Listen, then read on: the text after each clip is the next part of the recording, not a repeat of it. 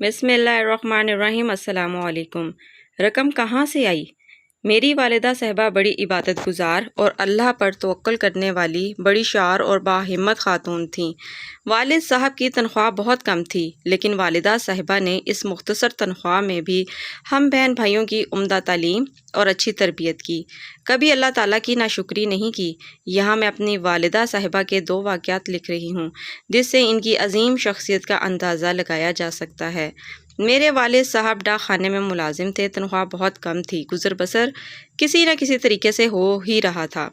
والدہ صاحبہ اکثر والد صاحب سے کہتی تھی کہ اگر کسی مہینے کے اخراجات سے کچھ پیسے بچ جائیں تو گھر کا فلاں کام ہو جائے، لیکن اخراجات ہر مہینے کسی نہ کسی وجہ سے بڑھ جاتے تھے۔ ایک روز والد صاحب شام کو دفتر سے گھر آئے اور والدہ صاحبہ کو خاموشی سے ایک بڑی رقم دی اور کہا، یہ رقم اپنے استعمال میں لاؤ اور جتنے بھی کام رکے ہوئے ہیں کر لو۔ والدہ صاحبہ نے خوشی سے پوچھا، اتنی بڑی رقم کہاں سے آئی؟ والد صاحب نے بتایا، آج ایک صاحب آئے تھے، کافی دیر میرے پاس بیٹھے رہے، جب جانے لگے تو یہ رقم میرے پاس بھول چلے تھے۔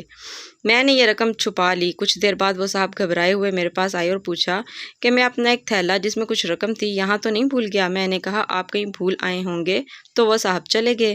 والدہ صاحبہ کو جب یہ معلوم ہوا کہ یہ رقم اس طریقے سے آئی ہے تو ایک دم ان کا رنگ غم اور پریشانی سے سفید ہو گیا۔ وہ والد صاحب سے کہنے لگی، تم نے اتنی بڑی بے ایمانی کیسے کی؟ یہ بات تمہیں زیب نہیں دیتی، میں یہ رقم نہیں لوں گی، اس رقم کو واپس کر کے آؤ۔ والد صاحب نے کہا، اس عمل کا گناہ اور ثواب میرے ذمہ ہے، بس تم اس رقم کو استعمال کرو۔